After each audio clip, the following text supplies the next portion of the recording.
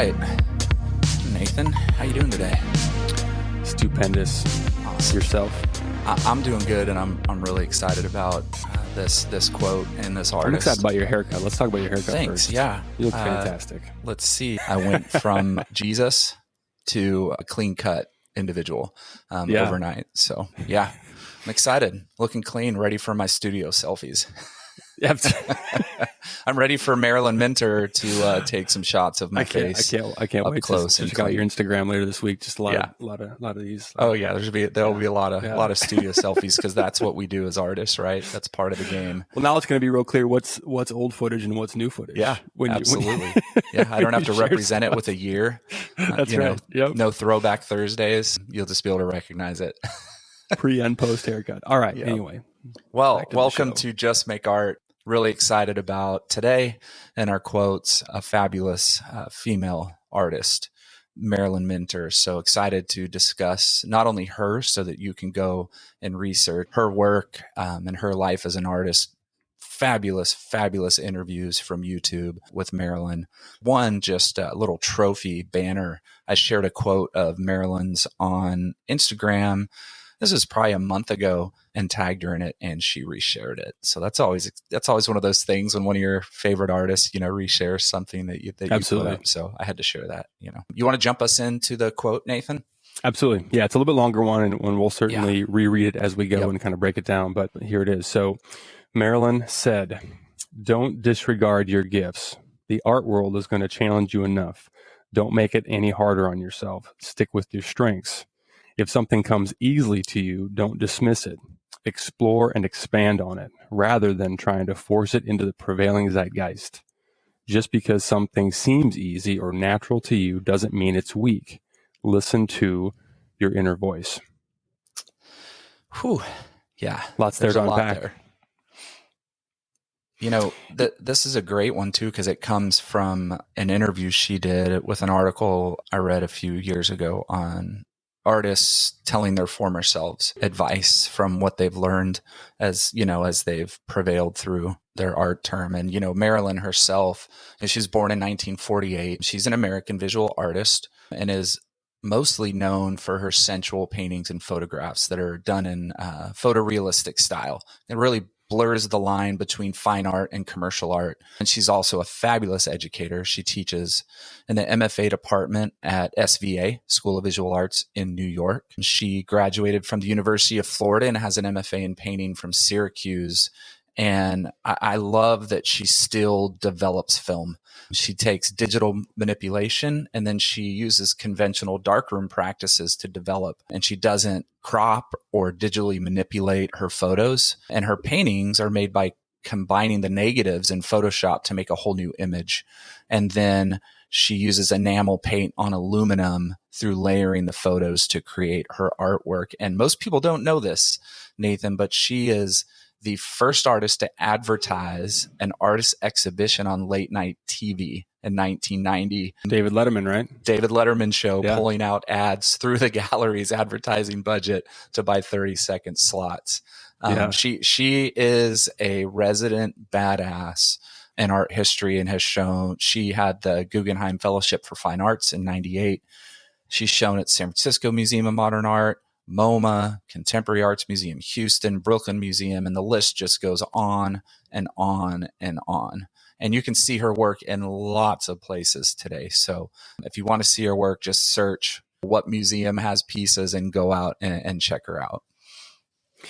Yeah, it's wild. I was watching one interview where she talked about her process a little bit, and it's not just, when you say multiple images, we're talking like 80 different images, right? To kind of, Frankenstein together what ends up being the end results. Pretty wild. Yeah. I like this quote a lot. I think there's a lot to really unpack and think about it. One of the questions I wanted to kind of start with, like the first time I read this, or actually maybe the second or third time, one of the thoughts I had was just kind of wondering, like, other than forcing something into the prevailing zeitgeist, what else might cause somebody to disregard their gifts?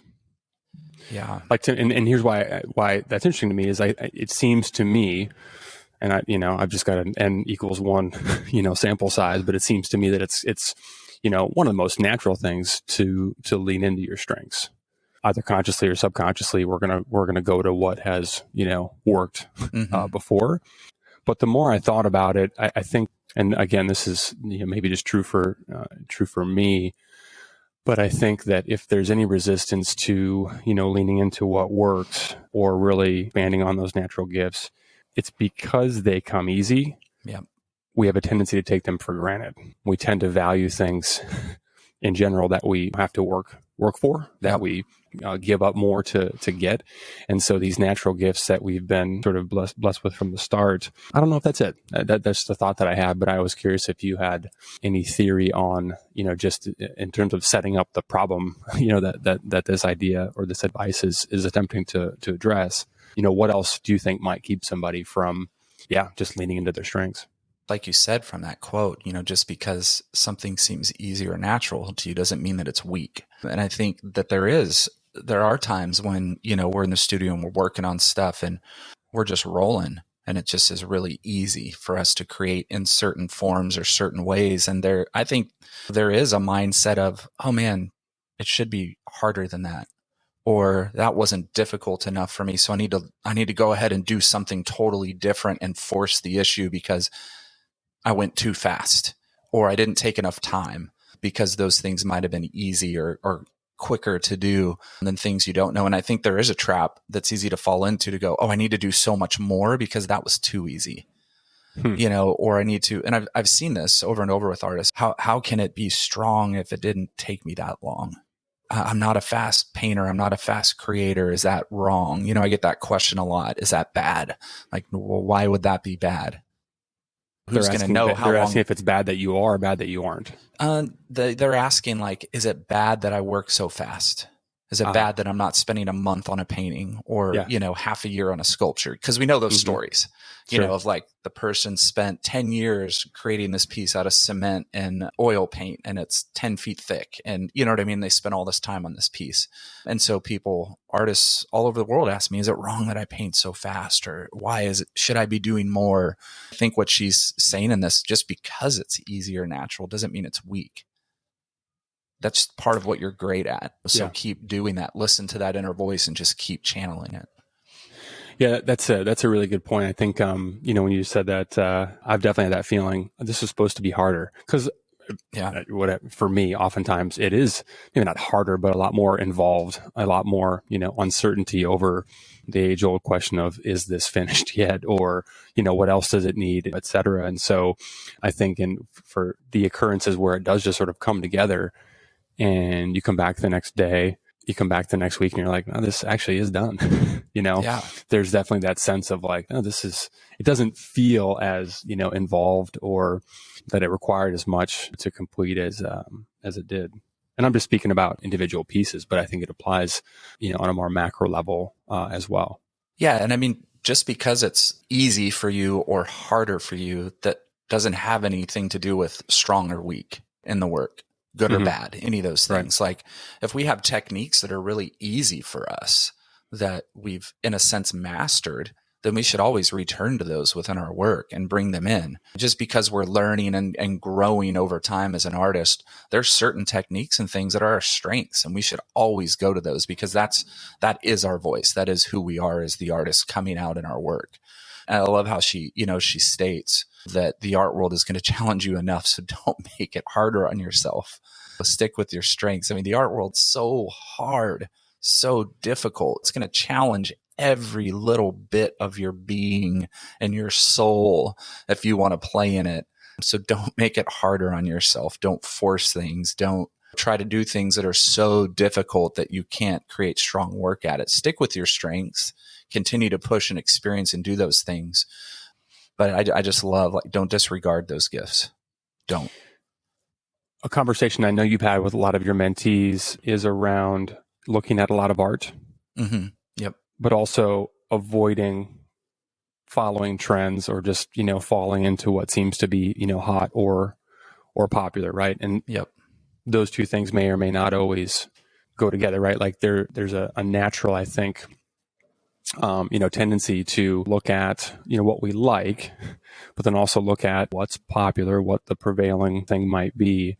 And in this particular quote, that's the biggest, obstacle, that she's identifying is to avoid that. So I don't know. I mean, I don't know what your thoughts are on this, but there is certainly a middle ground. But how do you look at a lot of art? How do you consume, which you and I are both massive fans of and see the benefit of, but how do you prevent what is hot and happening from seeping into your work?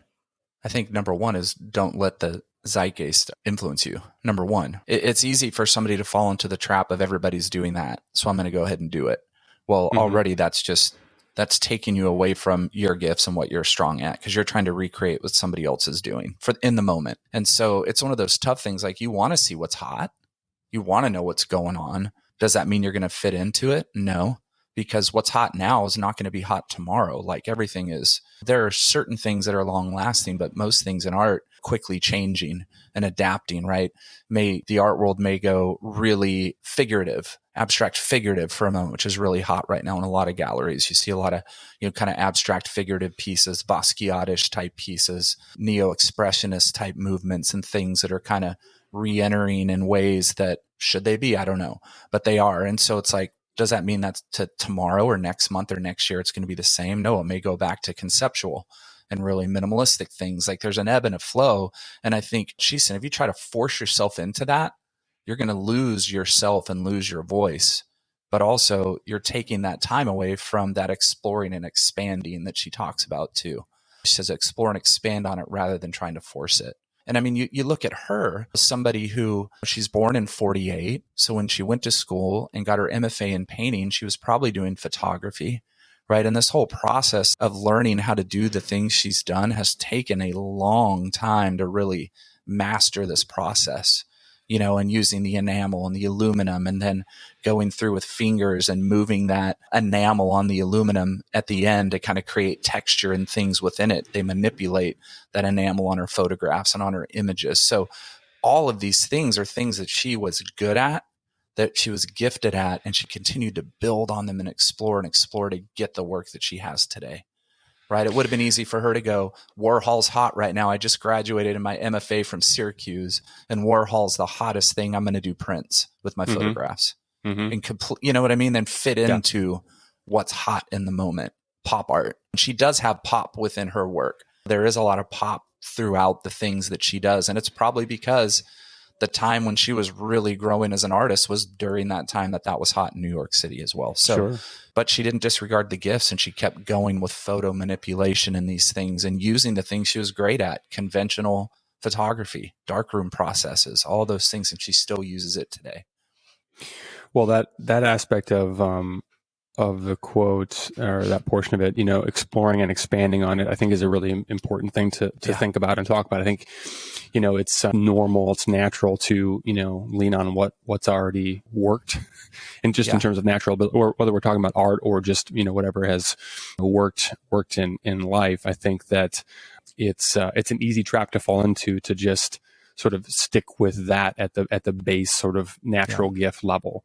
I think it's probably less common to really take that next critical step of exploring and expanding on it, because that has, and bringing it back to the artistic practice, that has, I would argue, a limitless well of ideas and inspiration and potential to continue to go wherever it might.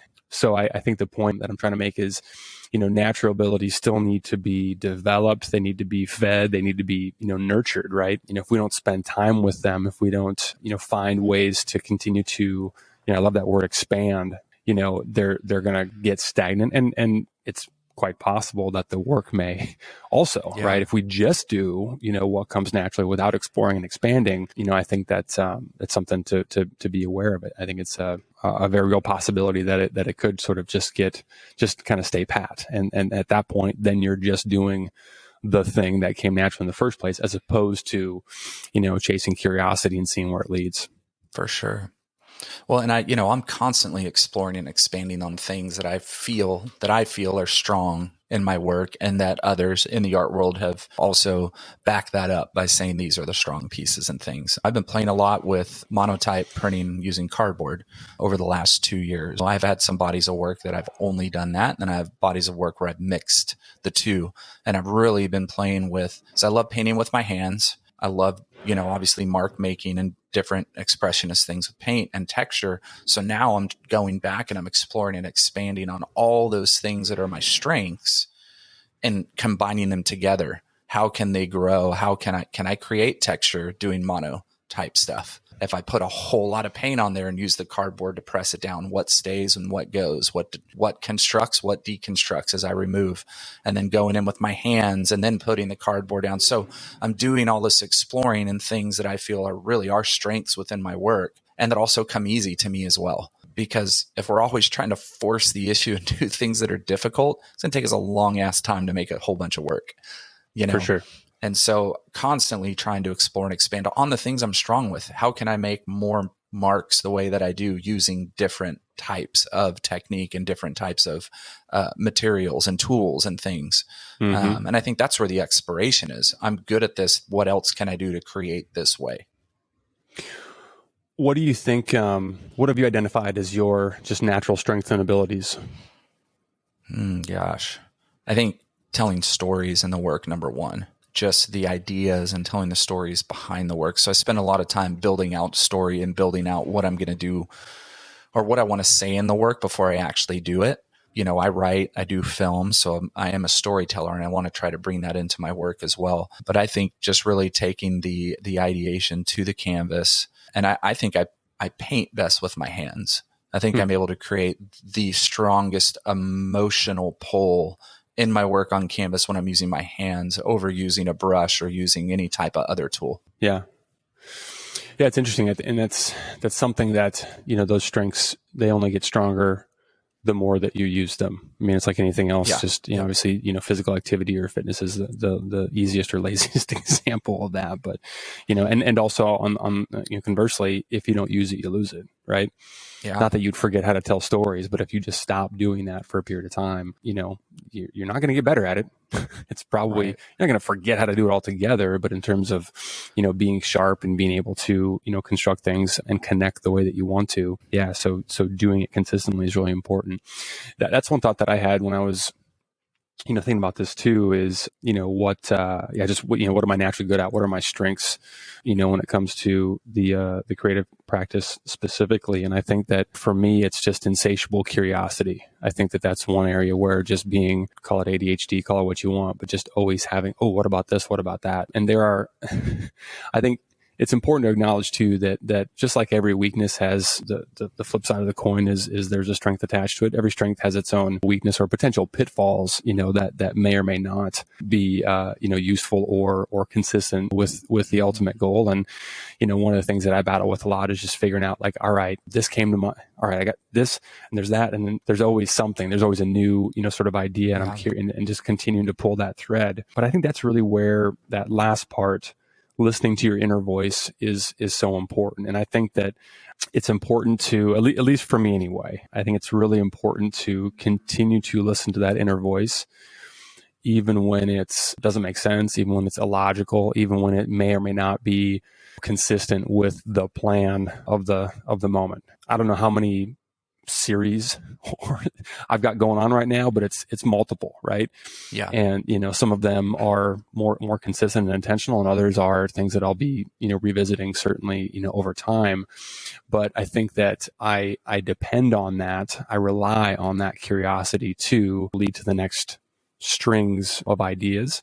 Yeah. And so even when they don't work out, even when they don't materialize, which is of course more often than when they do, I think that there's still something to be said for honoring that inner voice by listening, because to me, that's how that voice gets stronger.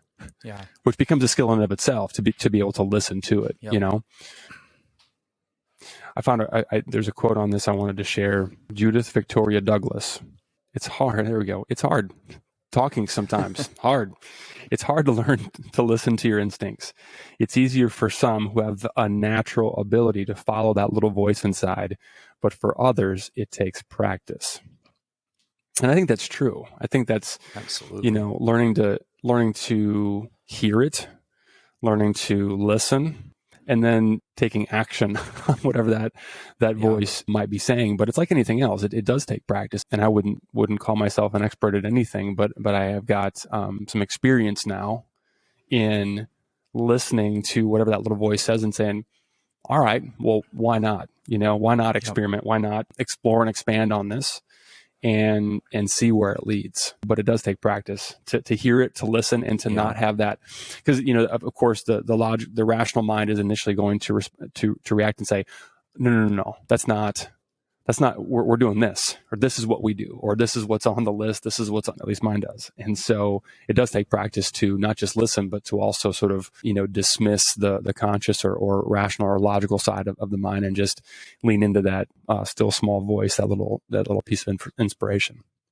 Well, and that's become a huge part of my practice, and something that is learned. It's not something that happens overnight, but I spend as much time as I can listening today when I'm in the studio as I do creating. And I tell artists all the time, like, studio time doesn't have to be just painting.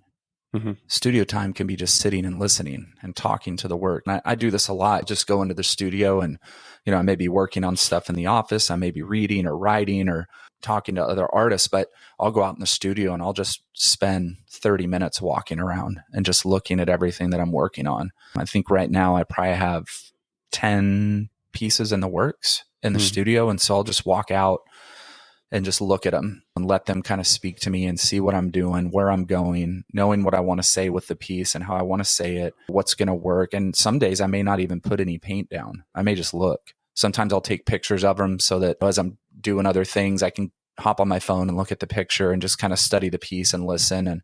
And sometimes I just set the chair in the middle of the studio and I just sit there, put some music on, put some Philip Glass on or some Art Blakey or Miles Davis, and just sit with music and just look at the work and listen. And our voice will speak to us in those moments, especially if you're immersed in your work and your practice on a regular basis. I know some of us don't have the opportunity to be fully immersed like we want to as a full-time job. We have other jobs and things, but taking that time aside to just really sit with your work, talk to it, listen to it, think through what you're doing, and really listen to yourself. And all the things that you're reading and all the art that you're looking at and all those things will start to help you really be informed with your own work when you're sitting and looking at it. And that's why I'm always encouraging, go look at art as much as you can. Not so that art tells you what to do, but the more you look at art and study it and have conversations with it and talk about things you like, you don't like, what are they doing? Oh, wow, I can see the brush strokes. I can see the fingerprints. Like, all of that informs you as an artist when you're sitting and thinking about your work. And now you start having those conversations with your work the same way you may have with the Marilyn Minter piece at a museum, or a Lee Krasner piece, or a Sam Francis piece. Talking about work I just saw last week in New Orleans. But as I sat there and looking at these pieces, only the second Alma-Tama piece I've ever seen in a museum, which was fascinating to be able to sit in front of somebody from the Harlem Renaissance and just see their work and look at it and study it. And that helps me when I'm looking at my work, informed with depth and composition and things, and thinking through what I know about art in the outside world I can bring into my studio on the inside. And that all becomes part of my voice. Yeah, that reminds me. I mean, I've got a few different mantras that I always repeat to myself. And one of them is just that repetition always wins. Like, it takes repetition, it takes time. You have to do it consistently. Over, you have to practice. Yeah. And I think a big part of that, I don't know if anybody listening can relate to this, but I'm a big, like, I move around a lot. I just do, like, sitting still. I mean, we're sitting here talking right now, like, this has a purpose, but this will be the longest that I sit still for sure, all day until I lay down at the end of the night. So one of the things that I've had to really discipline myself to do is to sit down and do that listening and journal.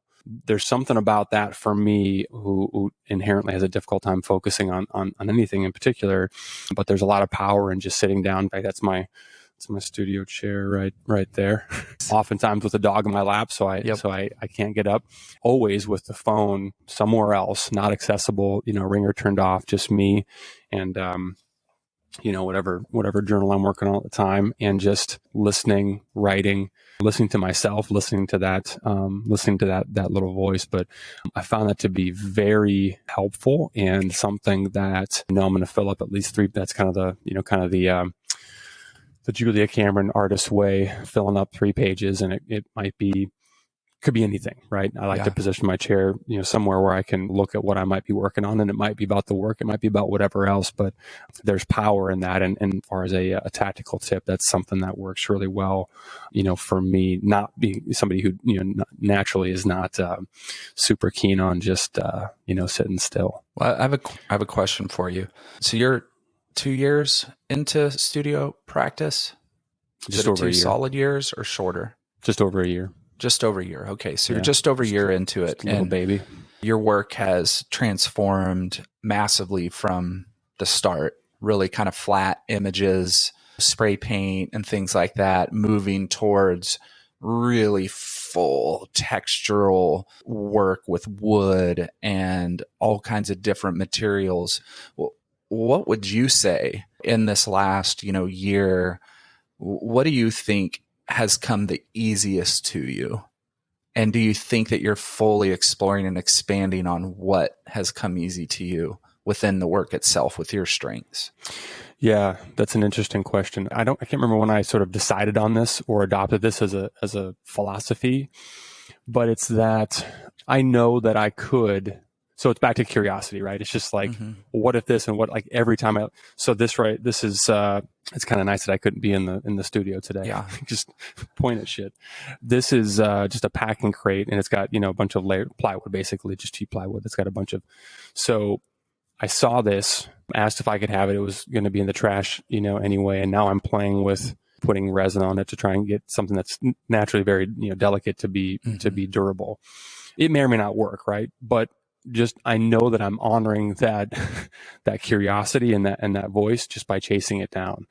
And I think that earlier on, I'm still so early, no matter how you choose to define it, but early, I had this idea that I was supposed to do something a lot, or at least a series, to really sort of drill it down and put a bow on it. And since then, the philosophy that I've adopted is just, I can always come back to any technique, to any style, to any, material, whatever it might be. Like, I'm not going to forget that I did that, because there's physical evidence of it existing, and I'm not going to forget how I got it. That is, by the way, one of, I think, the advantages of whether or not you share it, filming and taking photographs and just journaling, whatever it is, like somehow recording how you achieve different things, especially when you're experimenting as much as I am with different materials. But what was the original question? Am I answering it?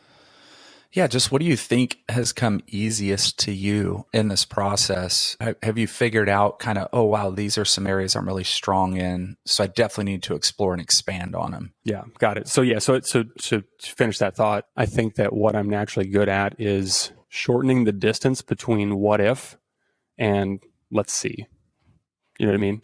Like, I'm only in my head, and I'm there all day. I'm there all day. I don't know how other people's heads or brains operate, but I think that there's I think for most of us, right, especially if you're creative and you're in a creative practice of some kind, you've got a ton of ideas that come and go. And I think that if I have any natural strength that I lean into in that regard, it's just shortening the distance between what if and let's see. And I've accepted that just fairly recently. I've accepted that means that it's going to take me longer to complete bodies of work or series, because I'm going to have a lot going on, and I'm going to take a number of detours along the way. But I just have that belief that those little detours are going to make everything better and are going to push the work farther, faster, to your original question, as a result, as opposed to just, all right, I'm doing this right now, and I'll just kind of set that aside, for later. Here's a great example. So Leo and I were on a walk, that my dog, it was, so it's springtime here, and there's a lot of, water moving around. This little stream was just flowing, and it pulled a lot of the trash from an industrial area nearby.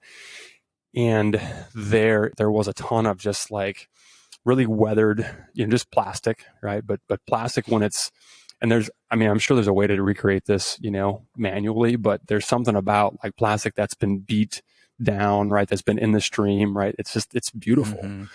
And so I was like, all right, I'm gonna at least capture this material. That's one nice thing about being a hoarder, which I think most artists are. It's just, well, if I collect this, I'm gonna see it again at some point. Sometime. Yeah. Somebody did a studio visit recently, and they saw I've got just like specific labels for all the different random things that I collect, and they're like, "What's in the pretty rags bin?" I'm like, oh, "There's pretty rags in there." Pretty rags in there. Like, what's in the awesome rust bin? I'm like, some awesome rust in there. But anyway, so just I didn't get any work done on what I intended to right yesterday, but I did collect some really cool material that I'm going to do something with, and whether or not that works or not, it's going to lead me to the next thing. So that's I suppose if I had a strength that I continue to go back to, it would be that. Yeah. Awesome. Well, and I think the key to all of this that we're talking about today, and one of the reasons why we chose this specific quote, is that number one, don't disregard what you're good at as an artist. The things that come easier to you are easier for you to start with and do, but at the end of the day, it takes time. And this quote is Marilyn Minter, I don't know, probably 40 years down the road, telling her younger self this advice. Yeah. So what is the one thing between the younger self and the Marilyn of today? Time. Yeah. Right. And it's the practice, the evolution, the exploring, the expanding on the things she was strong at all this time to really develop who she is as an artist and who is being shown. Who's in the Guggenheim? Who's in the MoMA? Who's in MFAH? Who's in San Francisco Modern? Like, it's the person that spent the time doing what they were good at and developing it. Just because it comes easy and you're good at it doesn't mean the work's going to be strong. Yeah. The way for the work to be strong is to continue to develop what you're good at and what comes easy to you over a period of time so that the work goes from immature and weak to strong and mature. And I think this is probably the hardest thing for all of us as artists. And I know you and I talked about this a year ago, right? The one question was like, well, is there a way to speed this up? When you'd say, Ty, any way I can jump a few ladder rungs here or speed this process up? And it's like, in art, no, it takes time to develop and time to really move through the motions of expanding on what you're good at and really, really growing within it. And that at the end of the day is the key. Like, the art world takes time. Your work takes time. You have to develop it. Yeah. It's funny you bring that up because I think that, when I asked that question, it was in terms of progressing, my art career. Yeah. Which is a different thing than my artistic practice. Of course, they're related, right? Right. So there's a lot of unknown variables and things that I really, can't control when it comes to the progression of my art career. But in terms of my practice, we've got a lot more control over that. Yep. And I think it's important to keep that in mind. When you were just sharing that, I had thought, and I wanted to ask you a follow-up question. Agree or disagree? If an artist is consistently lacking inspiration, and I use that word cautiously because, you and I both adhere to the Chuck Close, inspiration is for amateurs. The rest of us go to work, right? But let's just use that word just because it works for now. If an artist is lacking inspiration consistently, they might be doing the wrong thing. Agree or disagree? Disagree. Okay.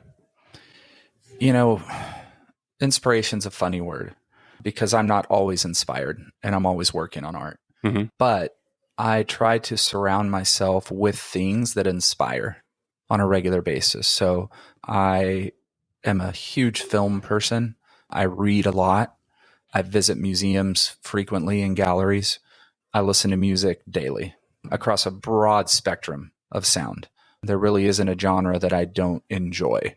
And I'm always really diving in deep in free time and moments and listening to random obscure music all over the place. And so I'm constantly keeping myself surrounded by things that inspire. And I think when inspiration comes, it's a miracle.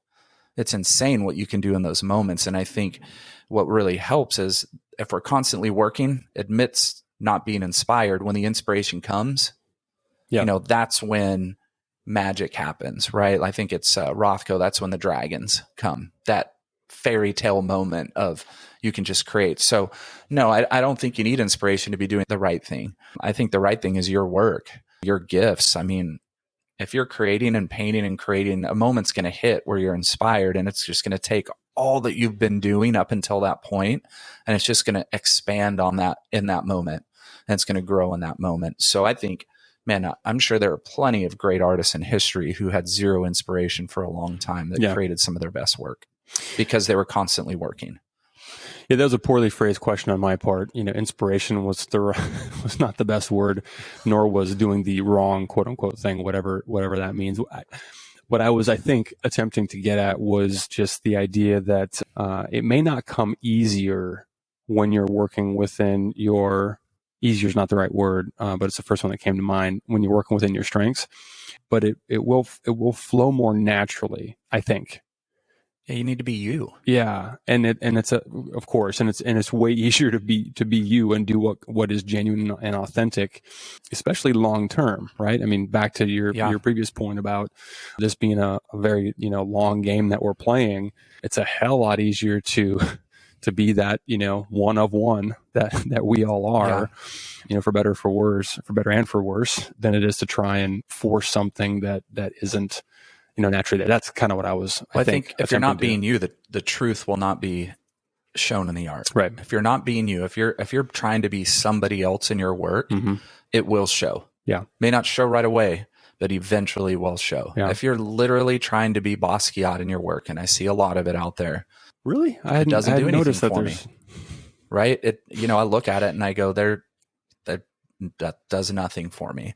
Now, there are plenty of artists who have Basquiat influence in their work, and it does stuff for me, but they're not recreating the wheel. And I think that's probably what you were saying more than anything, is you need to be you in your work. And we're going to take influence. We're going to take all those things that we love and look at, and they're going to influence our work. But if we're trying to be something else that is not ourselves and not true, it will show in the work over time. Yeah.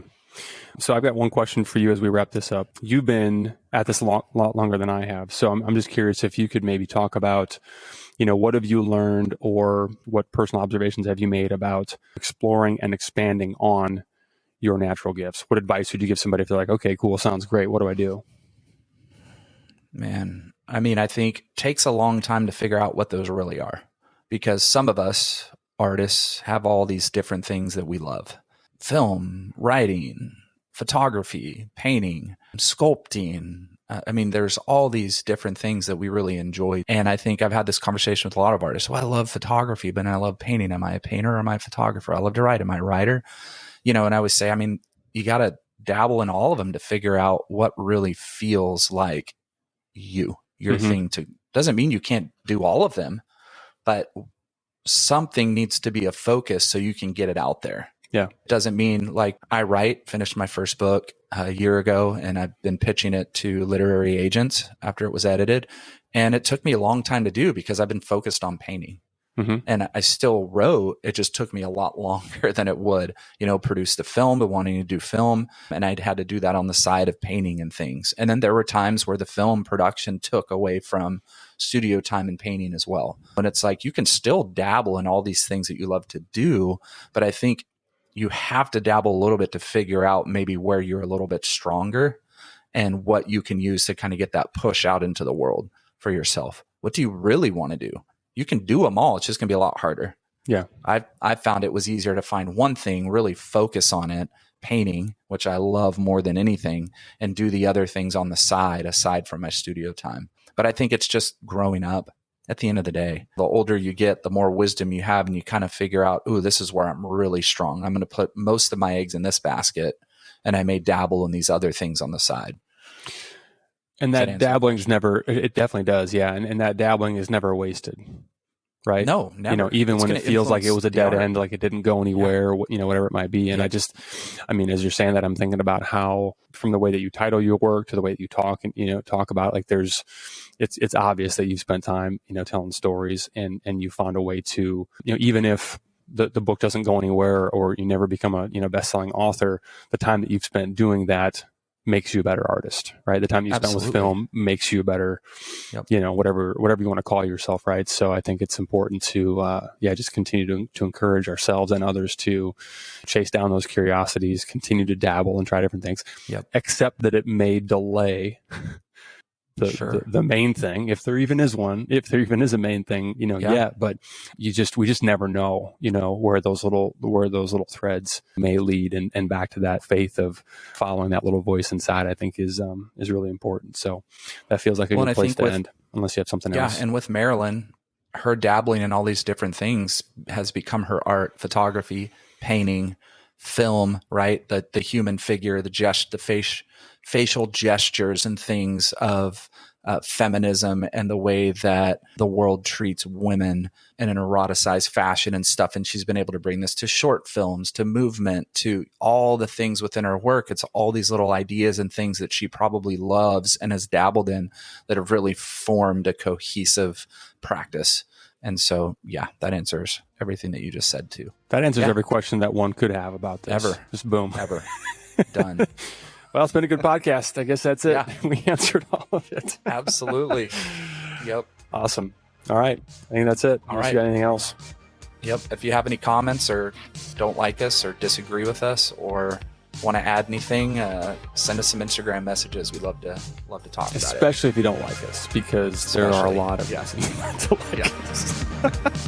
All right. We'll see you guys in a week or 2 weeks or sometime. Yeah, another time than this. Absolutely. Over and out.